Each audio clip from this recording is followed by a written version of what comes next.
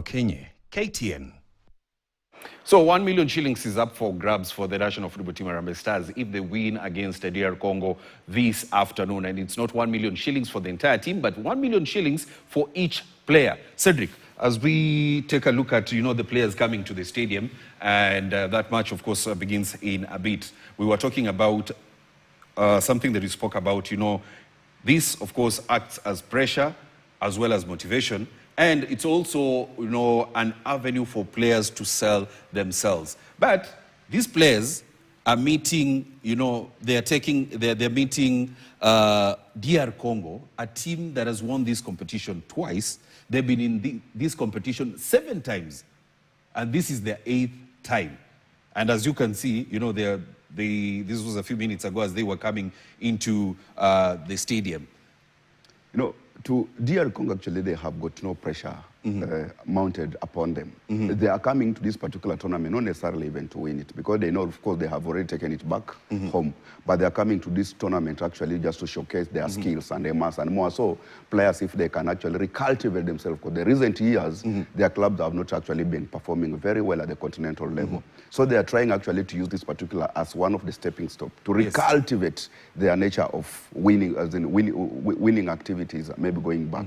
So coming to play Kenya at Kenya, when Kenya has been given all the manner of prizes, all the whatever that they are actually needed, is like transferring the pressure off from themselves and mounting it to Kenya. Their coach, Otis Ngoma, said that Kenya was sending spies to go and look at how they're trading. That's always also a psychological game in a game of soccer, and he needed actually to speak it like that. Cedric, let me cut you short. I've just seen the head coach, Benny McCarthy.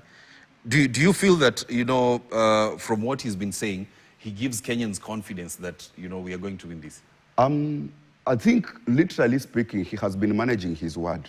I'm not seeing a so confident coach from the Kenyan aspect of technical bench. Because the essence of the coaches that we have had previously, you could see a coach that actually was coming out of the wood and tell you the literal space of what the team is carrying to the tournament. And I literally keeps on referring to 2019 when we actually graced Africa Cup of Nations and the kind of the coach that we had. He could tell us the truth. He could tell us that... That was Sebastian. Yeah, could tell us that Mandela has picked an injury. Joash Onyango has picked an injury. But I'm not worried because Joseph Okumu has come through ranks and will fit in well. And when actually he fielded Joseph Okumu, we saw the result. Here, he's not talking of the players that he has. He's not telling us which kind of the player and the nature of the player and the kind of the style the player will be playing to us. I remember Minye telling us that because the the team we are facing, they are so much in attacking space, we will use the 2 defenders actually trading on the same wing. And that particular time when he traded Marcelo and Abudo Omar at the same wing, they actually limited some of the Senegalese little players to attack from that particular wing. That's not the space that McCarthy should actually be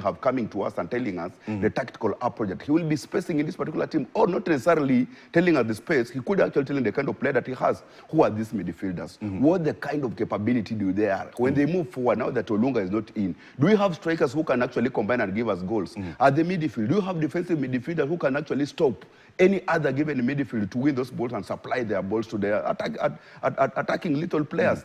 That is what is lacking. And that's why I told you, Robbie, I remember very well telling you that we are not moving together with this team. The atmosphere has not been created for the Kenya to believe that we have a team that can represent us well.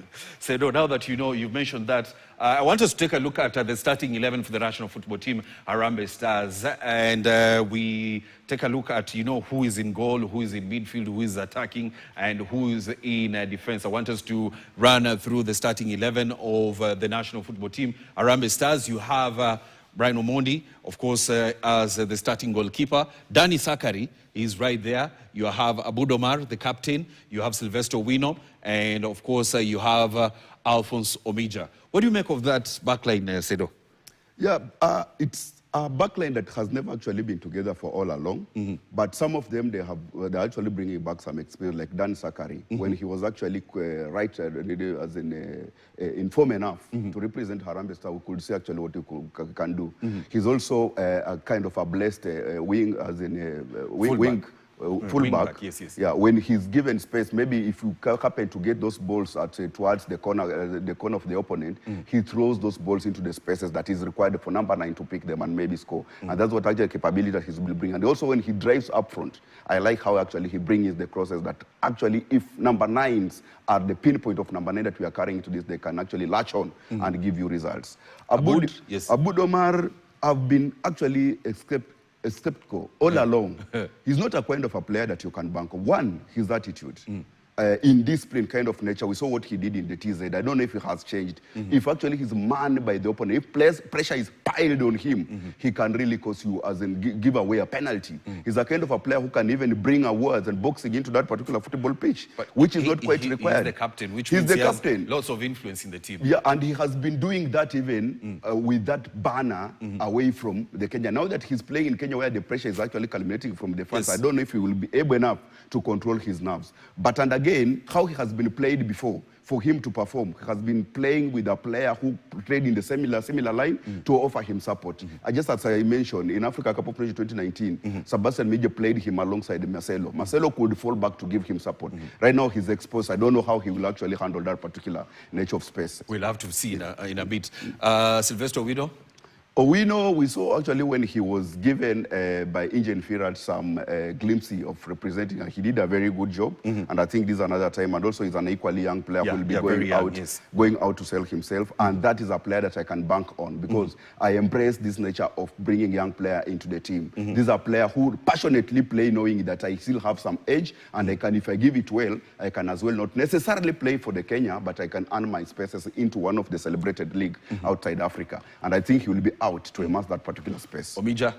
And for Mija, similarly, just as Owino, he's a player who has been actually here for trading for that particular space for Gor Mahia. This particular space, I think he will be bringing in the defensive, the proactivity that is required in that midfield. Yes. But now the problem is, and I don't know how they will be paired, at Gor Mahia, he has been paired alongside Austin Odhiambo. And they know actually how to pass. You know, the pair and the gel and the chemistry that works when you play with a player for a very long period of time. Here at Harambee Stars, which has not had a very good preparation. I don't know how they will happen to gel up in that particular midfield and try to continue bringing in the value that we have seen him doing at Gor Mahia as a club.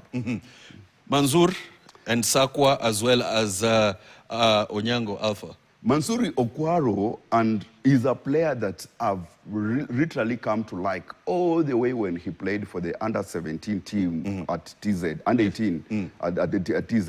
He has again actually carried the team to Egypt and under-20, and is a player who plays very well when he played at the full-back 3. I don't necessarily see him haven't necessarily seen him in the midfield and how he performed in the midfield. This will be quite my first time to see him, how he plays in that particular midfield, because he has not longer been a defensive midfielder. But this time round, I think if McCarthy will have to use him in this particular, as he has actually given the lineup, chances are very high that he'll actually be slotted in defensive midfield, given to the mere fact that Aboud Omar and Dan Sakari are already in those wing backs. Alpha Onyango gives some experience into that midfield. Yeah, Alpha Onyango, as we have said, Gor Mahia has given them the spirits that he's required. He has actually doing that particular trade at Gor Mahia. And remember, what I like about the nature of the young players, Robbie, is the spirit that they bring in. These young players, they don't play for the value that has been put onto their faces. They don't play for the 600 money shillings that you are actually, million shillings that they're actually talking about. They are talking about their future. They are young enough to think about playing outside Kenya, other than playing a player of 30 years old who necessarily will just be going to that particular pitch, playing for the money. He doesn't necessarily need to go out there. He has been outside and has come back to the country. These young players, they're the players that are the future of this particular team, and they will be out there actually to give all that is required for the team. Masoud is in attack as well as Austin and Ryan Ogam. So as to say, Masoudi, just like the likes of Abudi, Omari, and Masoudi, you know, those are... They've been in the team for a long time. They are players who are the sunset nature of their career. They don't necessarily think about going, maybe, let me say, to Sweden, going to Austria and what have you. Them, they're just here. And I literally doesn't like it when we are playing player who does not focus or doesn't see their future, because they know, like, this is my last time, my last chance, sorry. And if I happen to play here, if it ends here, that I will have actually sealed and signed the book for the end. Austin will be very influential in this tie, Cedric. And he's the player actually who need to supplying Masudi with the ball. And the thing that I doesn't like about Masudi is that even no matter how much chances that you give him, you need actually to supply him with 1 million of chances if you want him to score. Because you have seen him in Harambee Star being supplied with so many chances but actually flopping in front of goal. So as to say, he need to be clinical enough in front of it. If Harambee Stars want to win, he need to pick every sport to the target. He fails to pick sports to the target, Harambee Star actually will be out too. Ranogam said he wants to score in every match of this tournament. 13 goals in 8 matches. Arguably, actually, it can say it's quite actually an average and a promising kind of a striker, because playing only 8 matches in the entire season and coming out as a top scorer with 13 goals, but also tells us so that a league that was not much competitive up front. Because if a player plays only 8 goals and actually is being seen as the top scorer in a season, it doesn't mean necessarily that you're coming from a very competitive league. Yes. But and again, as you have said, he needed to go far and score so many goals, and he will be coming back to enhance that particular space in this particular tournament. Yes, let me run through the lineup of DR Congo. Of course, they have Brudel Efonge, Ndombele, Kokelea, Mokonzi, Tambwi, Mbiele, and then you have Matobo, Mika, Kitambala, Basiala, and Lais Nyembo. That is how they start. So, Cedric, as we wrap up this, who's winning this tie? Harambee Stars versus DR Congo. You know, the spirit of Kenyans has actually worked into my nerves.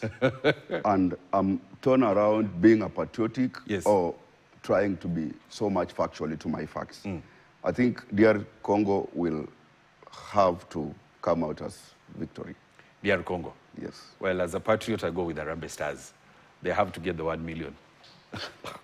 Thank you very much, Cedric Musumba, for coming and giving us insights on, of course, on what to expect as the national football team Harambee Stars takes on DR Congo this afternoon at the Kasarani Stadium. That match kicks off in the next 9 minutes, and that is where we wrap up our scoreline this afternoon. But we leave you with the pictures of the two teams getting into the stadium. Thank you, Cedric. We can go this way.